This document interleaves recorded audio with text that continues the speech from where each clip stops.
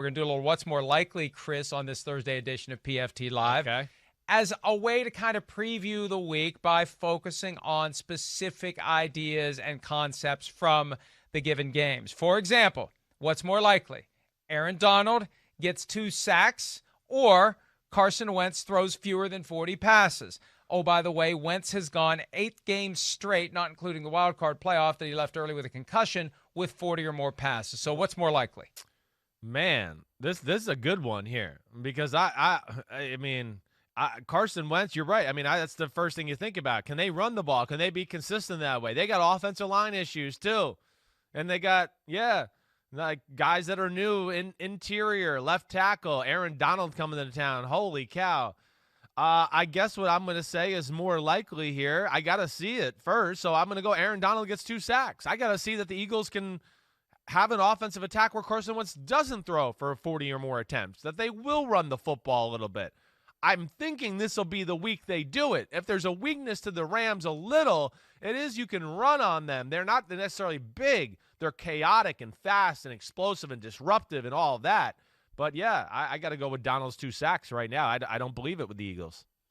He had a sack and 4 total quarterback hits against the Cowboys' offensive line. He's unreal. Is much better than the Eagles' offensive line. And no matter what you do to put extra resources on Aaron Donald, he's still going to get past you. There's a clip floating around of him basically picking up Ezekiel Elliott and throwing him. Yes. Well, that one hit on it was Ezekiel Elliott had to pick him up on the blitz, I believe. I think it was that play. It was comical. Watching it on Sunday night, sitting there live, I mean, he made Ezekiel Elliott look like a toy the way he flew in the air and fell on the ground. And Ezekiel Elliott, as we know, is rocked up and thick and dense. Aaron Donald he's in the he's starting to be in the conversation for one of the greatest defensive players ever. I just hope everybody realizes what they're watching. It's that. It's no longer like first ballot Hall of Famer. He locked that up 2 years ago. Now it's like, whoa, is he starting to get into Ray Lewis, Reggie White, Lawrence Taylor? Like, that's what kind of force he is. It doesn't pop as much because he's a D tackle, but that's truly the type of guy he's starting to get into the conversation with.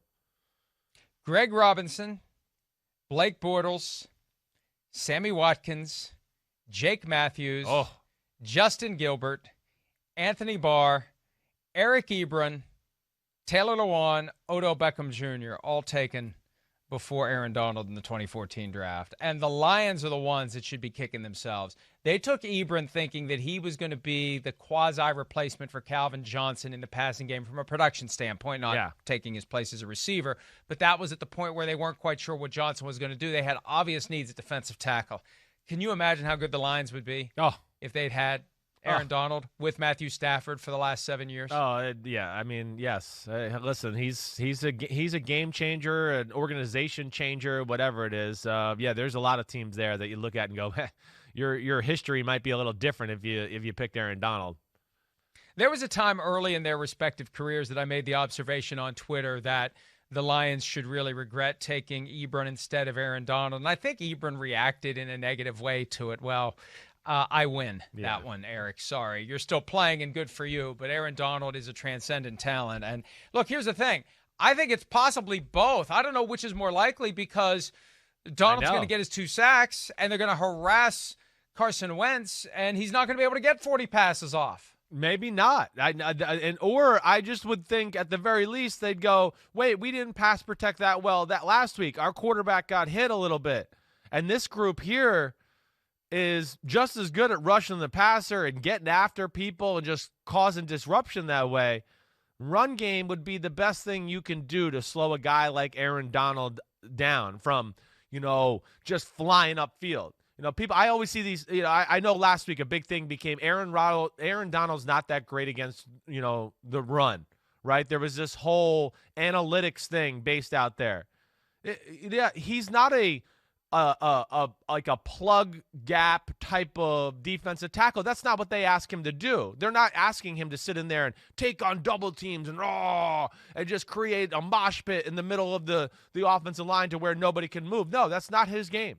So they ask him to go, hey, you see that gap between the guard and the tackle? We want you to get through there every time. Win that one. And he wins, and he wins, and he wins. Sometimes he wins so fast and so quick that he flies up the field, and it leaves a gap to where he was, and the running back might run, and all of a sudden he makes a cutback, and he goes back to Aaron Donald's hole because Aaron Donald's 5 yards upfield, and there's a lot of issues there, what I'm saying. I don't believe in those analytics because of what he's asked to do, and then, of course, the disruption he causes that leads to other people getting tackles, which was part of the analytics conversation there, to where, again, numbers are good and everything like that, but that's one where I would say they were wrong with trying to say he's like not one of the better run defenders in all of the NFL.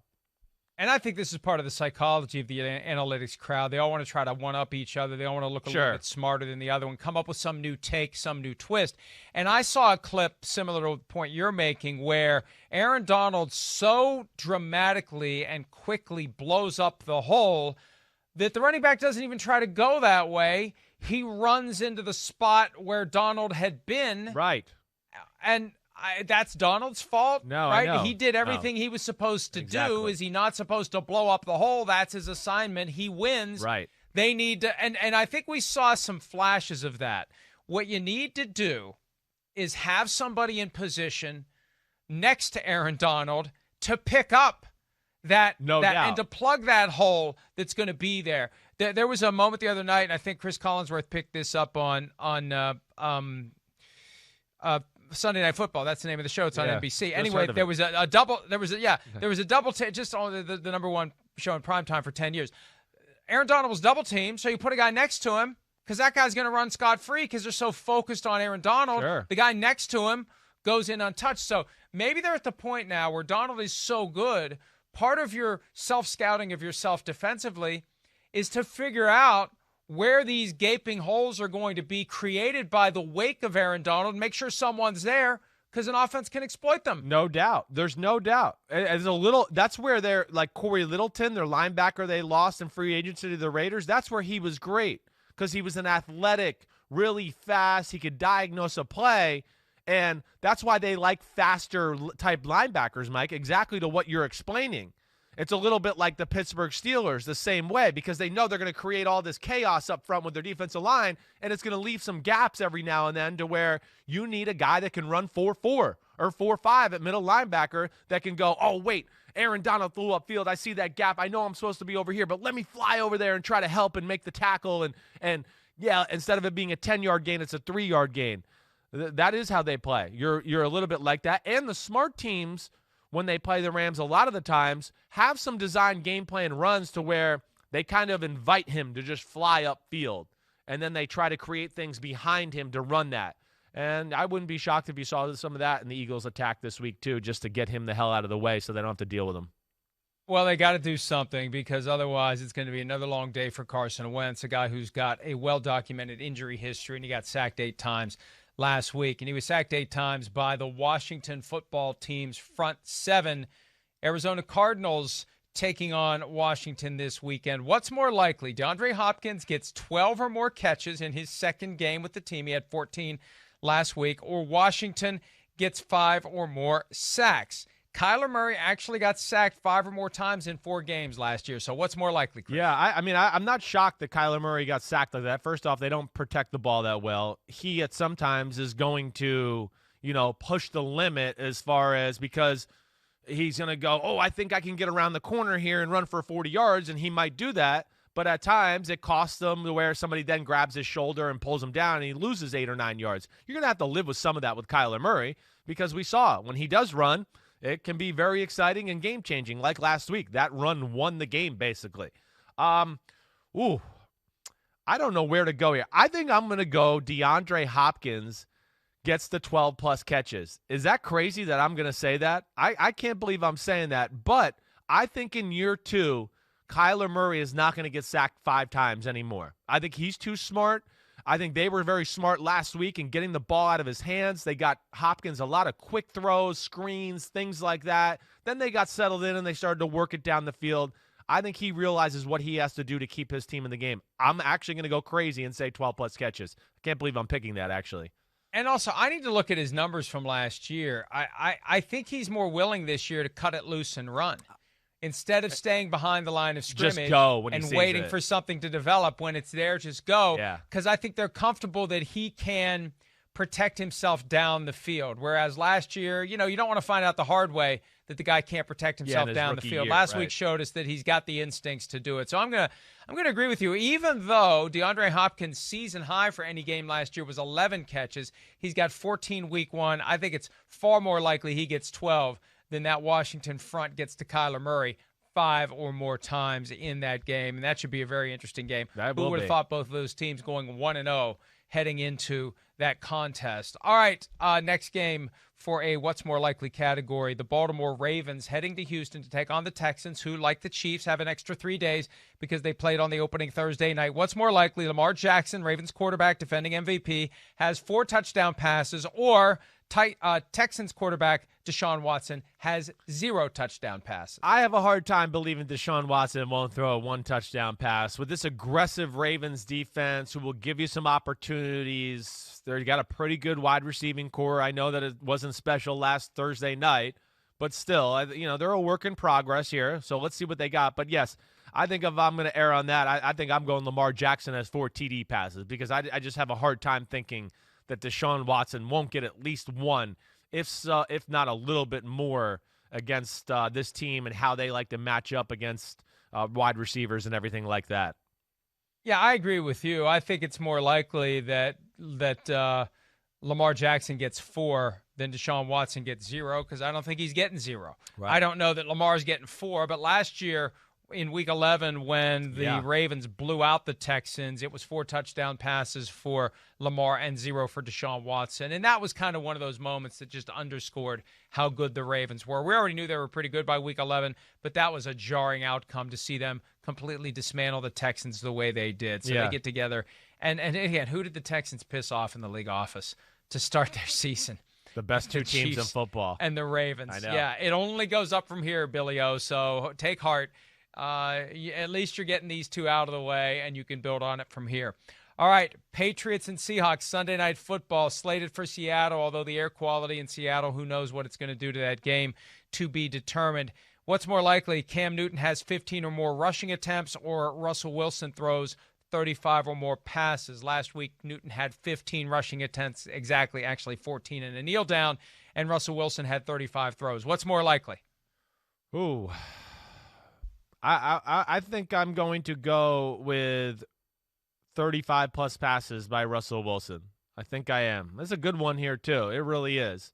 I think Cam will get close to that 15 number again. I think he'll probably get into double digits. But it's a different scheme in Seattle, what they play on the defensive side of the ball. There's almost always 8 people at the line of scrimmage. I think that'll force New England to maybe throw the ball a little bit more last week, where they might have had a run-pass option. Okay, hey, this is the look. Hey, I'm going to run the ball. I'm Cam Newton, boom, whatever. This week, I think they're going to get some looks where Seattle's going to be like, you really want to run into this front? All these guys we got up here? And I think Cam Newton's going to be like, check, let's throw the football. So I think it'll be a little less than that.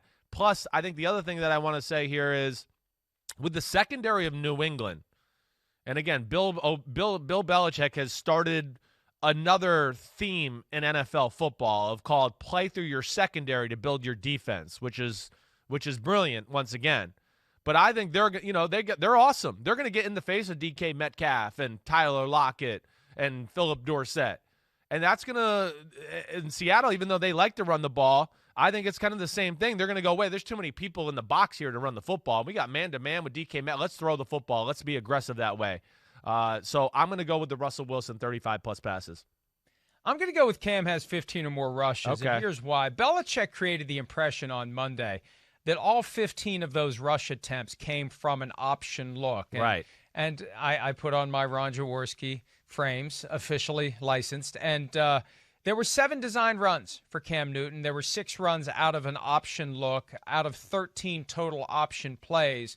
1 scramble and 1 kneel down. That's how he got his 15 runs. So I think they do intend to dial up the run. And I think trying to play it off as it was all from the option and he just hands off sometimes and sometimes he doesn't. I think they plan on using his legs. Why wouldn't they? And I think they'll find a way to set up that Seattle defense where they and look, if they are that close to the line where they take away both sides of an option, where there's going to be somebody there for either one, then the pass is going to be open, open. top and then they're going to adjust to it, exactly, and you're going to eventually get the look where you can do the option. They're not going to put that many guys at the line all game long because Cam Newton will throw over top. I would think so, too. This is a good one. I mean, really, whoever made this up, whatever idiot is back there making this up in our sheets and everything, we got good options today. Good job, idiot. Yeah, Great job, idiot. all you idiots. Way to go. But that was a tough one. I don't know.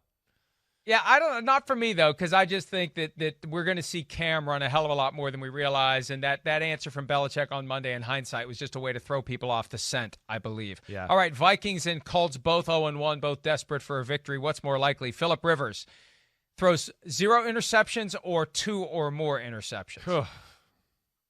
I'm going to go with 0 interceptions. If he throws 2 or more, I gotta be like, what the hell? I don't know what I'll be. I'm gonna be like, man, Phillip, why are you doing this to yourself? Why would you do this? I gotta think he's smart enough to realize, like, wait, am I gonna really, put this same, perception or aura I had with the Chargers, and that's why I'm not there anymore? And now I'm gonna start doing it here with the Colts? And just start this whole conversation that you can't trust me and I'm just too loose with the football and all that? I got to think this week, and especially recognizing that Minnesota's offense stunk last week in the meaningful part of the football game, that he's got to look at it and go, wait, I don't need to push the envelope. What the hell am I doing? So I'm depending on him self-scouting thyself and adjusting his play this week. If not, his butt's going to be on the bench soon, so he better adjust.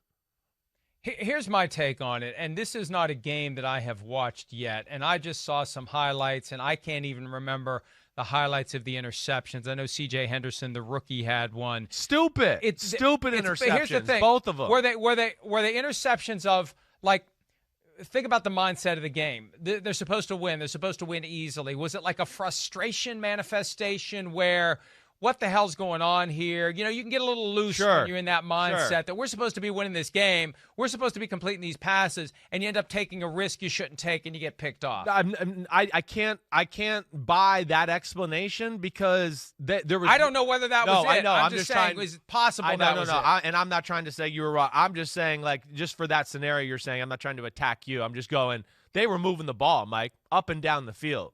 He was playing great. He made a number of great throws. I mean, really, when you look at the good from the game, you go, man, Phillip Rivers and the Colts, if you took away those interceptions, you go, they must have won by 2 touchdowns, 17 points, something like that, the way they moved the ball.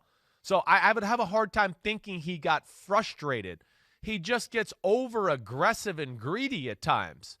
He got fooled by a rookie, C.J. Henderson. They were in a coverage out there. He peeled off the outside receiver, and he had the slot receiver working an out route, and he threw it without really seeing where the corner was. And then later on, he makes just a tight throw into, like, you're just like, that's tight, and you don't have a howitzer for an arm anymore.